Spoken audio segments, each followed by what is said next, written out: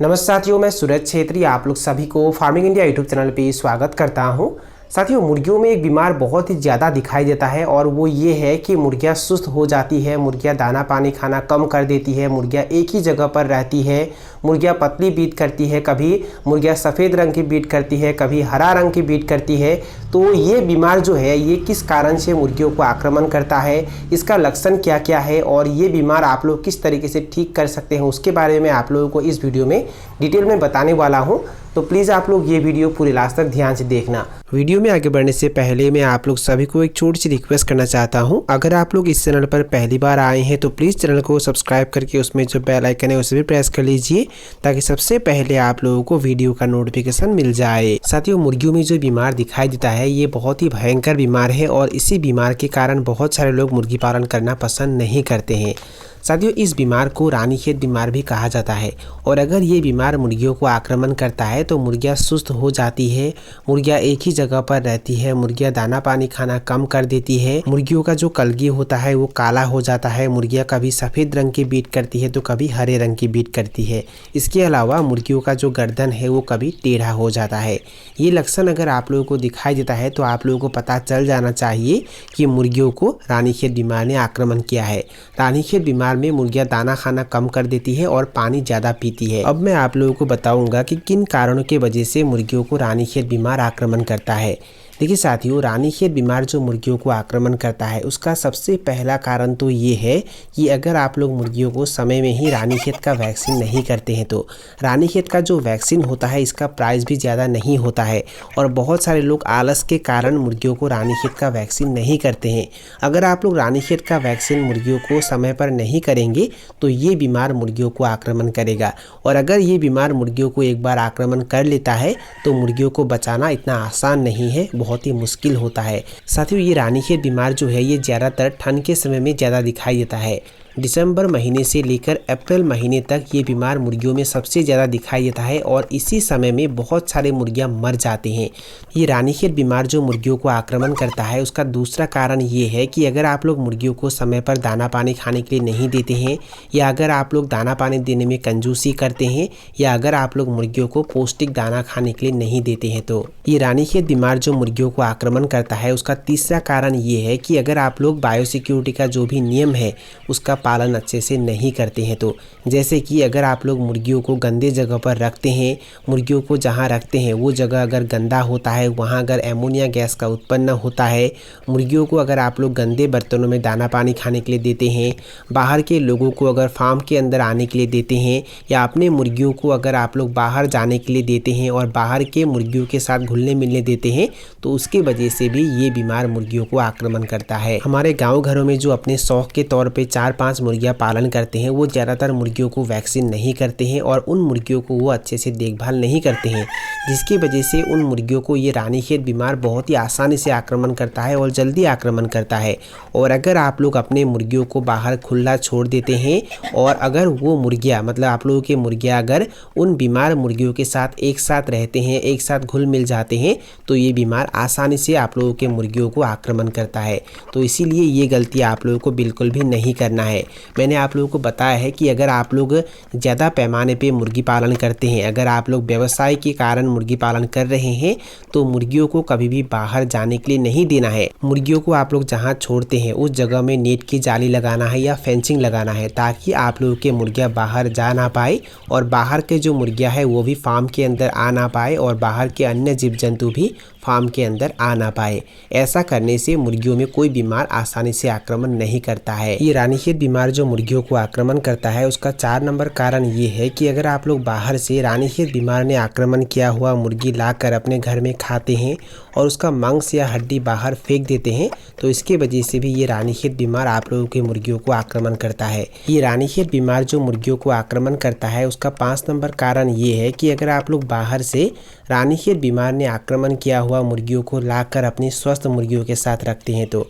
बहुत सारे लोग क्या करते हैं, जब मुर्गियों को बीमार आक्रमण करता है तो वो कम दामों में मुर्गियों को बेच देते हैं और कुछ मुर्गियों में पहले ही सिम्टम्स दिखाई देते हैं, यानी कि लक्षण दिखाई देते हैं, और कुछ मुर्गियों में सिम्टम्स दिखाई नहीं देते हैं, बाद में दिखाई देते हैं। और अगर आप लोग ऐसे मुर्गियों को लाकर अपने स्वस्थ मुर्गियों के साथ रखते हैं तो ये बीमार बहुत ही जल्दी मुर्गियों को आक्रमण कर लेता है। ये रानीखेत बीमार जो मुर्गियों को आक्रमण करता है उसका 6 नंबर कारण ये है कि अगर आप लोग सुबह जल्दी मुर्गियों को बाहर छोड़ देते हैं तो देखिए साथियों, गर्मियों के समय में आप लोग सुबह जल्दी मुर्गियों को बाहर छोड़ सकते हैं, पर अगर आप लोग ठंड के समय में मुर्गियों को सुबह जल्दी बाहर छोड़ देते हैं तो बाहर ठंड ज़्यादा होता है और ठंड के वजह से भी ये बीमार मुर्गियों को आक्रमण कर लेता है। अब मैं आप लोगों को बताऊंगा कि अगर आप लोग रानीखेत जैसे भयंकर बीमारी से मुर्गियों को बचाना चाहते हैं तो पहले से ही आप लोगों को कैसे सावधान होना चाहिए उसके बारे में। रानीखेत जैसे भयंकर बीमारी से अगर आप लोग मुर्गियों को बचाना चाहते हैं तो सबसे पहले तो रानीखेत का जो भी वैक्सीन होता है उसे समय पर मुर्गियों को कर देना चाहिए।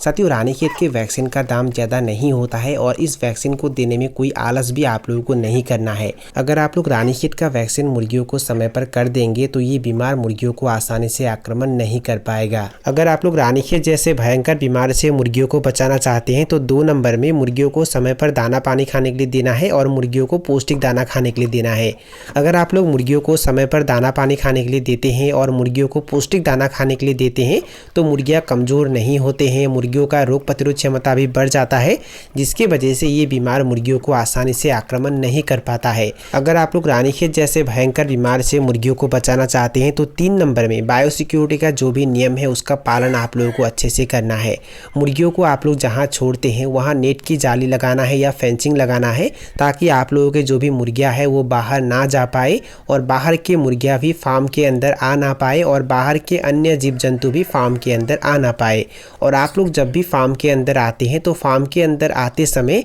बाहर का जो चप्पल होता है वो बाहर ही रखना है और फार्म के अंदर जो भी चप्पल होगा उसे पहनकर ही फार्म के अंदर आना है। मतलब फार्म के अंदर अलग चप्पल रखना है और फार्म के बाहर अलग चप्पल रखना है। इसके अलावा मुर्गियों को आप लोग जिस घर में रखते हैं उस घर को हमेशा साफ रखना है, उस घर को प्रतिदिन साफ करना है। मुर्गी घर में एमोनिया गैस का उत्पन्न ना हो पाए इस बात पे भी आप लोगों को ध्यान देना है। साथियों, हमारे गाँव घरों में जो लोग मुर्गी पालन करते हैं वो मुर्गी घर को अच्छे से साफ नहीं करते हैं, मुर्गी घर गंदा होता है और इसके साथ साथ मुर्गियों को वो समय पर दाना पानी खाने के लिए नहीं देते हैं और भरपूर दाना पानी खाने के लिए नहीं देते हैं, जिसकी वजह से उनका रोग प्रतिरोध क्षमता कम हो जाता है और ये रानीखेत बीमार बड़ी ही आसानी से उन मुर्गियों को आक्रमण कर लेता है। अगर आप लोग रानीखेत जैसे भयंकर बीमारी से मुर्गियों को बचाना चाहते हैं तो 4 नंबर में आप लोगों के पास 2 मेडिसिन हमेशा मौजूद होना ही चाहिए। एक है एंटीबायोटिक और एक है बी कॉम्प्लेक्स विटामिन। आप लोग टेट्रासाइक्लिन एंटीबायोटिक भी ले सकते हैं, नहीं तो लिग्जन पाउडर एंटीबायोटिक भी ले सकते हैं। और इस एंटीबायोटिक के साथ आप लोगों को एक अच्छी क्वालिटी का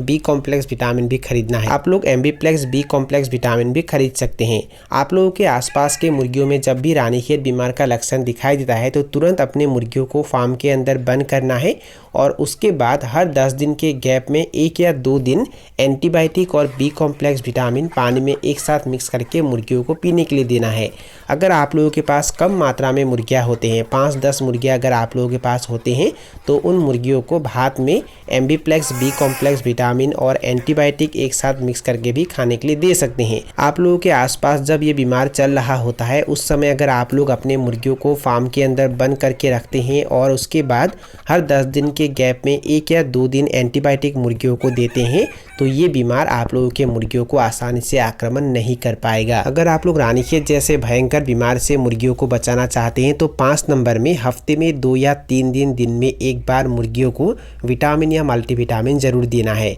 अगर आप लोग मुर्गियों को समय समय पर विटामिन या मल्टीविटामिन देते हैं तो मुर्गियों का रोग प्रतिरोध क्षमता बढ़ जाता है, जिसके वजह से ये बीमार आसानी से मुर्गियों को आक्रमण नहीं कर पाता है। आप लोग विमरल भी दे सकते हैं, मल्टीस्टार भी दे सकते हैं, या आप लोगों को जो भी अच्छी क्वालिटी का विटामिन या मल्टीविटामिन मिलता है वो भी मुर्गियों को दे सकते हैं। पर अगर आप लोग मुर्गियों को विटामिन या मल्टीविटामिन देंगे तो मुर्गियों का वजन भी अच्छे से बढ़ेगा और मुर्गियों को कोई बीमार आसानी से आक्रमण भी नहीं कर पाएगा। अगर आप लोग रानीखेत जैसे भयंकर बीमार से मुर्गियों को बचाना चाहते हैं तो 6 नंबर में हफ्ते में 1 या 2 दिन मुर्गियों को एलोवेरा का जूस दीजिए, हफ्ते में 1 या 2 दिन कच्चे हल्दी का रस दीजिए, या हफ्ते में 1 या 2 दिन सहजन के पत्ते या सहजन के पत्तों के रस दीजिए। अगर आप लोग हफ्ते में 1 या 2 दिन मुर्गियों को एलोवेरा का जूस देते हैं, हफ्ते में 1 या 2 दिन कच्चे हल्दी के रस देते हैं, या हफ्ते में 1 या 2 दिन सहजन के पत्ते खाने के लिए देते हैं, या सहजन के पत्तों के रस खाने के लिए देते हैं, तो यहाँ से भी मुर्गियों का रोग प्रतिरोध क्षमता बढ़ जाता है, जिसके वजह से ये रानीखेत बीमार मुर्गियों को आसानी से आक्रमण नहीं कर पाता है। अगर आप लोग मुर्गियों को रानीखेत जैसे भयंकर बीमार से बचाना चाहते हैं तो 7 नंबर में ठंड के समय में कभी भी सुबह जल्दी मुर्गियों को बाहर नहीं छोड़ना है। साथियों, ठंड के समय में बाहर ठंड ज़्यादा होता है और अगर आप लोग मुर्गियों को सुबह जल्दी बाहर छोड़ देते हैं तो मुर्गियों को ठंड ज़्यादा लगता है और इसके वजह से भी ये रानीखेत बीमार मुर्गियों को आक्रमण कर लेता है। तो इसीलिए ठंड के समय में सुबह जल्दी मुर्गियों को बाहर नहीं छोड़ना है। गर्मियों के समय में आप लोग सुबह मुर्गियों को बाहर जल्दी छोड़ सकते हैं, इसमें कोई दिक्कत नहीं है। पर अगर आप लोग ठंड के समय मुर्गियों को सुबह जल्दी बाहर छोड़ देंगे तो ये रानीखेत बीमार मुर्गियों को लग सकता है। तो इसीलिए ये गलती आप लोगों को कभी भी नहीं करना है। अगर आप लोग मुर्गियों को रानीखेत जैसे भयंकर बीमार से बचाना चाहते हैं तो 8 नंबर में मुर्गियों को ज़्यादा ठंड ना लगे, इसके ऊपर भी आप लोगों को ध्यान देना है। मैंने आप लोगों को पहले ही बताया है कि ठंड के समय में ये रानीखेत बीमार मुर्गियों में ज़्यादा दिखाई देता है, तो मुर्गियों को ज़्यादा ठंड ना लग पाए इसके ऊपर भी आप लोगों को ध्यान देना है। मुर्गियों को आप लोग जिस घर में रखते हैं उस घर में पर्दे का इस्तेमाल ज़रूर करना है। शाम होते ही पर्दे से मुर्गी घर को ढक देना है और दिन के समय में मतलब जब सुबह धूप निकलना शुरू हो जाता है तब पर्दे को ऊपर कर देना है। और इसके अलावा मुर्गी घर में लाल रंग के बल्ब का इस्तेमाल ज़रूर करना है। इसके वजह से फार्म के अंदर टेम्परेचर बना रहता है, फार्म के अंदर मुर्गियों को ठंड नहीं लगता है और ये बीमार मुर्गियों को आसानी से आक्रमण नहीं कर पाता है। अब मैं आप लोगों को बताऊंगा कि अगर किसी मुर्गी को रानीखेत बीमार लग जाता है तो ये बीमार किस तरीके से ठीक करना है उसके बारे में। देखिए साथियों, मैंने आप लोगों को जो रानीखेत बीमार के लक्षण के बारे में बताया है, ये लक्षण अगर आप लोगों के किसी मुर्गियों में दिखाई देते हैं तो तुरंत उन बीमार मुर्गियों को बाकी स्वस्थ मुर्गियों के साथ नहीं रखना है, उन मुर्गियों को अलग कर देना है। और अलग करने के बाद उस घर में मतलब पहले वो बीमार मुर्गियां बाकी स्वस्थ मुर्गियों के साथ एक साथ जिस घर में रहते थे उस घर में खरसोलिन बीजाणुनाशक का अच्छे से छिड़काव करना है। मुर्गियों के ऊपर भी छिड़काव करना है और मुर्गी घर में भी छिड़काव करना है। और छिड़काव करने के बाद रेस्ट्रिकल एंटीबायोटिक और बी कॉम्प्लेक्स विटामिन पानी में अच्छे से मिक्स करना है और उसके बाद लगातार 4 दिन तक दिन में एक बार बीमार मुर्गियों को ये पीने के लिए देना है। अगर मुर्गियां पानी नहीं पीते हैं तो आप लोगों को करना क्या है, रेस्ट्रिकल एंटीबायोटिक और बी कॉम्प्लेक्स विटामिन पानी में अच्छे से घोल लेना है और एक सिरिंज के मदद से मुर्गियों के मुंह खोल के उन्हें पिलाना है। अगर आप लोग लगातार 4 दिन तक ये पिलाएंगे तो मुर्गियां स्वस्थ हो जाएंगे। साथियों, अगर आप लोगों को रेस्ट्रिकल एंटीबायोटिक नहीं मिलता है तो वेटोरेक्स एंटीबायोटिक भी आप लोग मुर्गियों को दे सकते हैं। साथियों, ये एंटीबायोटिक और बी कॉम्प्लेक्स विटामिन सिर्फ बीमार मुर्गियों को ही नहीं देना है, स्वस्थ मुर्गियों को भी देना है, क्योंकि पहले बीमार मुर्गियों के साथ स्वस्थ मुर्गियां भी रहते थे तो ये बीमार उनमें भी आ सकता है। तो साथियों, यही थी कुछ जानकारी जो मैंने आप लोगों के साथ शेयर किया। और अगर आप लोगों को ये वीडियो पसंद आया और वीडियो से कुछ सीखने को मिला तो प्लीज़ वीडियो को लाइक ज़रूर करना और दोस्तों के साथ और अपने परिवार के साथ वीडियो को शेयर ज़रूर करना। तो साथियों, आज के लिए बाय बाय, मिलते हैं फिर एक ज़बरदस्त वीडियो के साथ।